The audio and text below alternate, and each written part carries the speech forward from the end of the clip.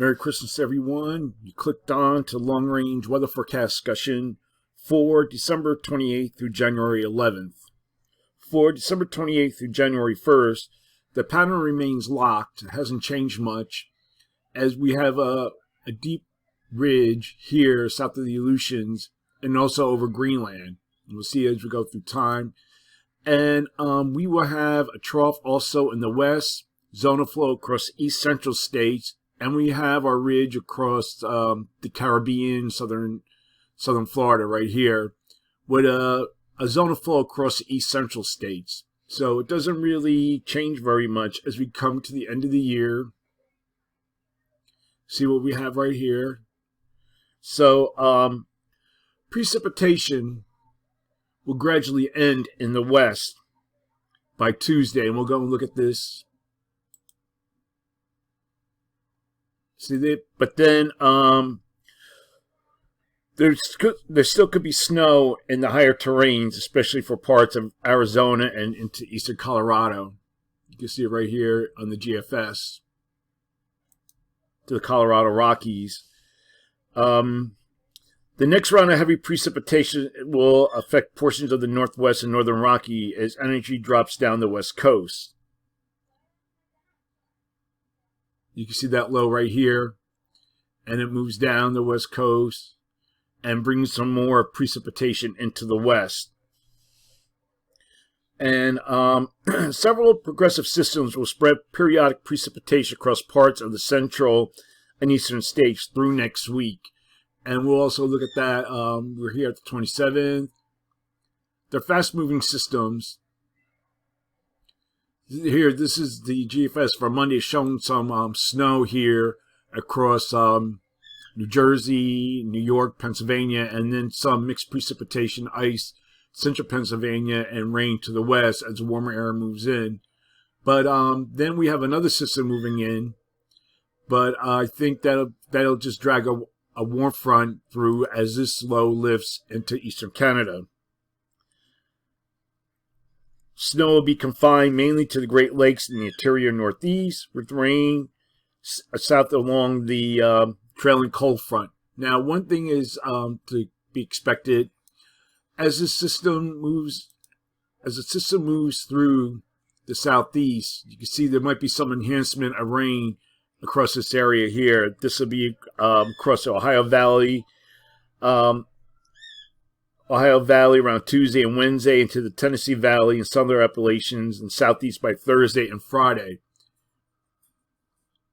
You can see what I'm talking about here. And we look at the various models. Okay, we're going to look at the period now for January 2nd to the 6th. And the flow remains generally the same with the dominant zonal flow and a ridge over the North Pacific and Greenland. We still have our ridges here. And a trough over the west and the northeast. You see right here. And we're our ridge down here across the southeast. So for this forecast period, calling for below normal temperatures here. I'm calling for anomalies of 2 to 8 degrees below normal. Above normal temperatures forecast here, with anomalies of 4 to 6 degrees above normal. And for precipitation, calling for above normal precipitation here. And for this region, probability of occurrence is near 40%. Now this is where we get a little weary. We're going to talk about the period for January 7th to the 11th. And the models are showing different solutions. They all bring this ridge here near the Aleutians kind of rides up over the pole. And also this ridge near Greenland kind of slides westward during forces. This may cause a weakening of the polar vortex during this time. But then we're going to look at this at the models from the European site. We show maybe a southward elongation of this, causing a weakening of the trough during this period. It's hard to say right now what this is going to do, because like the teleconnection indices are not in agreement. Here's the AO, negative. PNA, negative, with a trough in the west. and the NAO, and the NAO is negative now, well, positive, goes negative, but then goes positive again through the period. So the teleconnections don't even agree. Now, also the models, like, we're going to go back here to the models. The GFS keeps a trough here, ridge. They both join the forces of the ridge. But then we look at the European ensembles broad trough. This is in agreement with the polar vortex. You can see we have a ridge here over north of Alaska, indicating warming. And then we look at the NAEFS, somewhat of joining of the forces and a broad trough country, but not as much as a European.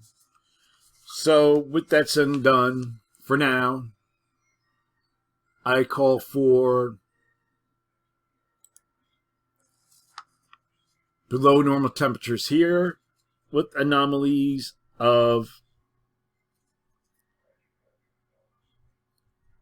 6 to 12 degrees, below normal and above normal temperatures forecast here with anomalies of 4 to 6 degrees, above normal, and calling for a little change in the precipitation anomalies.